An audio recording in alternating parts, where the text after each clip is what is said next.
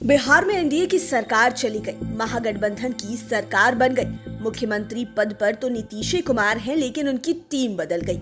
अब उनके साथ ही महागठबंधन के घटक दल हो गए। सरकार बनते ही जेडीयू का बीजेपी पर हमला भी शुरू हो गया। जेडीयू के राष्ट्रीय अध्यक्ष ललन सिंह ने अपने पहले पीसी में ही बीजेपी के दिल्ली में बैठे नेताओं से लेकर पटना के नेताओं तक को जमकर धो दिया। धोया ही नहीं, यह कहिए कि ललन सिंह ने तो रगड़ दिया। ऐसे में 5 PM के 5 का तड़का में आज हम आपको ललन सिंह की उन 5 धारदार बातों को सुनाएंगे, जिसकी धार से बीजेपी खेमे में खलबली मची हुई है। पहले बात करते हैं बीजेपी के दिल्ली में बैठे बड़े नेताओं के बारे में। हालांकि जेडीयू के राष्ट्रीय अध्यक्ष ललन सिंह ने किसी का नाम तो नहीं लिया, लेकिन सबों को अटल बिहारी वाजपेयी और लालकृष्ण आडवाणी के बहाने प्रधानमंत्री नरेंद्र मोदी और केंद्रीय गृह मंत्री अमित शाह को खूब सुना दिया।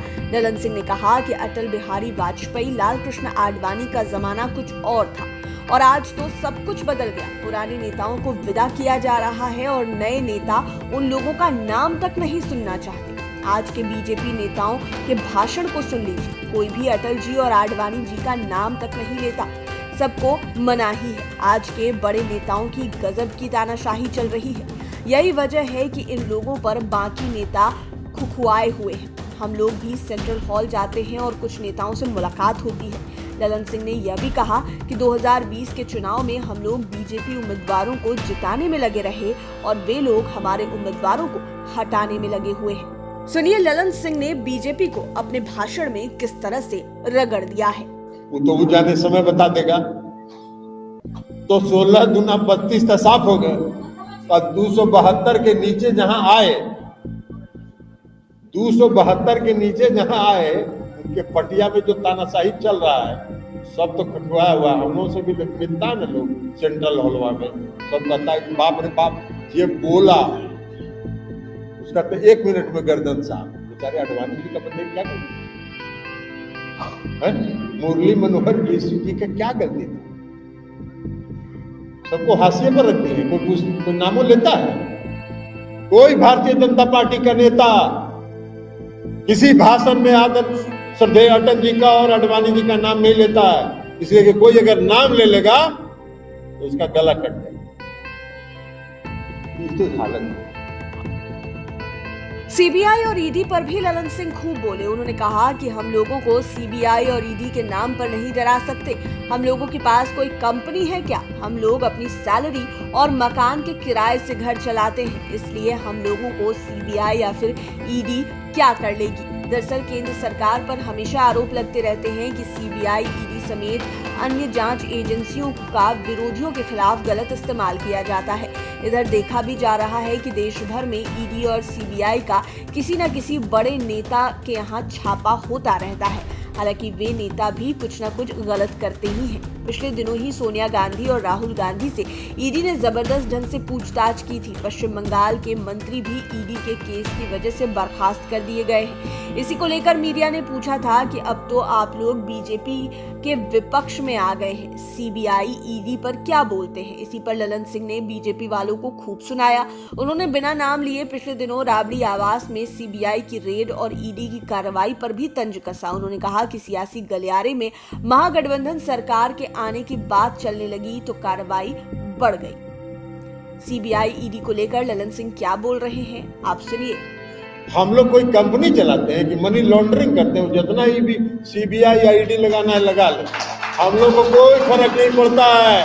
हम लोग का आमदनी हम लोग का कृषि से है, हम लोग का आमदनी हम लोग के वेतन से है, हम लोग का आमदनी जो घर है उसके किराया से है। इसके अलावा कोई आमदनी का स्रोत नहीं है। उनको जितना ईडी लगाना लगा दे। चर्चा मार्केट में थी ना कि फिर महागठबंधन बन सकता है, तो उसके बाद सीबीआई का रेड हुआ, ईडी का रेड हुआ, ये सब रेड हुआ, ये सब उसी का दबाव बनाने के लिए। तो कोई डरने वाला नहीं है ईडी और सीबीआई से, इसलिए कि कोई यहाँ घपला नहीं करता है। इससे काहे डर लगेगा? काहे डर लगेगा? चोरी कर रहे हैं क्या? और क्या आपको दिख नहीं रहा है? पूरा देश देख रहा है, इसे पूरा देश देख रहा है। रातों रात उनको समझ में आता है कि इन पर ईडी लगाना चाहिए। भाई महाराष्ट्र में क्या हुआ?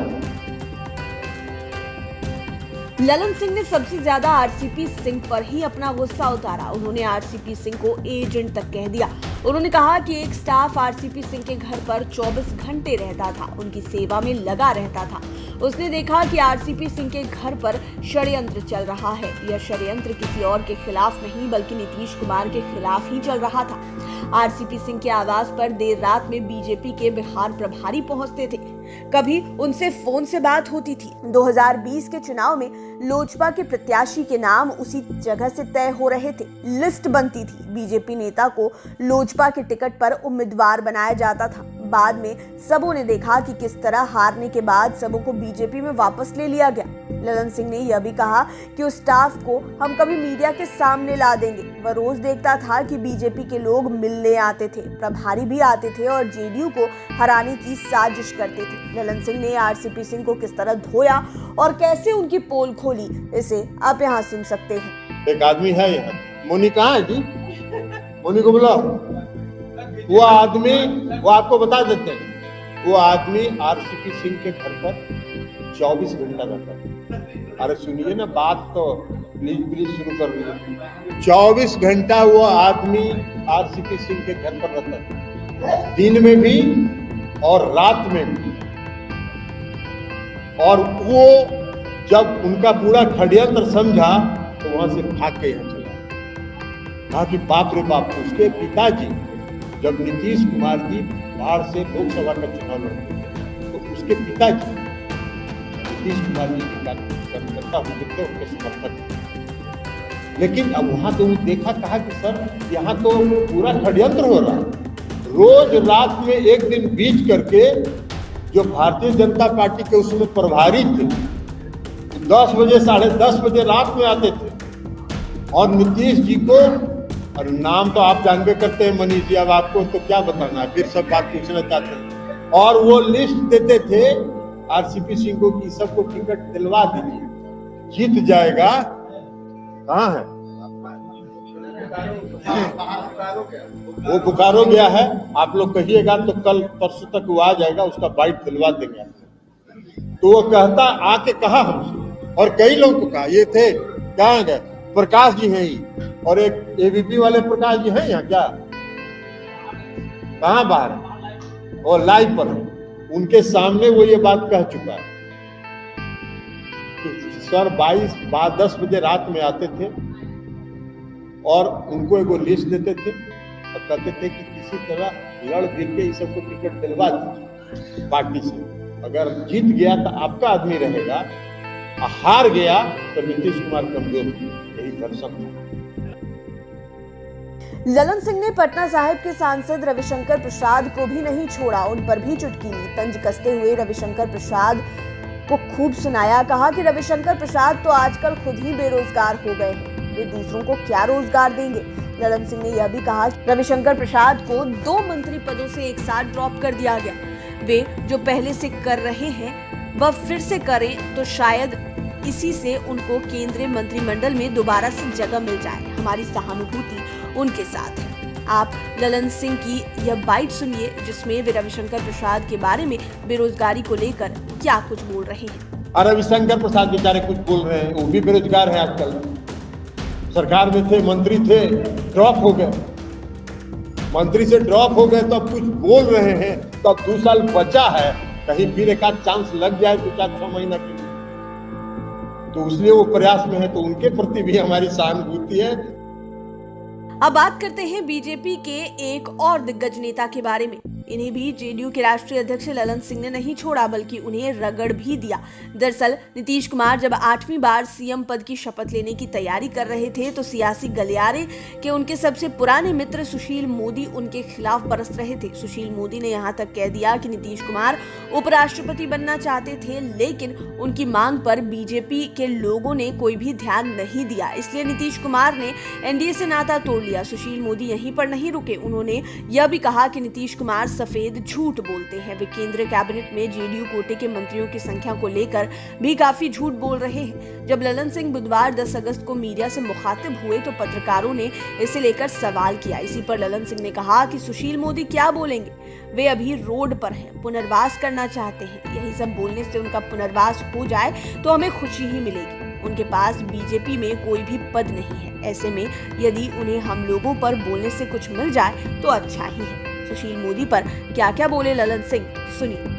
सुशील मोदी भी कुछ बोल रहे हैं भाई। देखिए, सुशील मोदी जी नीतीश जी के मित्र हैं। हम सुशील मोदी जी पर कुछ बोलना नहीं चाहते, इसलिए कि सुशील मोदी जी नीतीश जी से उनका अच्छा संबंध था। इसकी सजा उनको दिया भारतीय जनता पार्टी, वो रोड पर बेचारे उनको रख दिया। तो अब ये सब कुछ बोल बाल के अगर फिर से उनका रिहेबिलिटेशन अगर हो जाता है तो हम लोग को कोई दिक्कत नहीं है, वो कुछ बोल के रिहेबिलिटेशन अपना करा ले। लेकिन जो कुछ उन्होंने कहा है सफेद झूठ है। तो आपने सुना ललन सिंह कितना ताल ठोक कर बोल रहे थे और बीजेपी को जमकर भी सुना रहे थे। उन्होंने किसी को नहीं छोड़ा, यहाँ तक कि उन्होंने अग्निपथ योजना से लेकर बढ़ती महंगाई तक पर केंद्र की बीजेपी सरकार को घेरा और बीजेपी को यह भी सुनाया कि उसकी पार्टी में दम नहीं है कि जेडीयू के विधायकों को वह तोड़ सके। यह संभव ही नहीं है। उम्मीद है ये वीडियो आपको पसंद आया होगा। इसी तरह के वीडियोस के लिए हमारे चैनल 5 PM को सब्सक्राइब कर ले, साथ ही फेसबुक पेज को भी लाइक करें। धन्यवाद।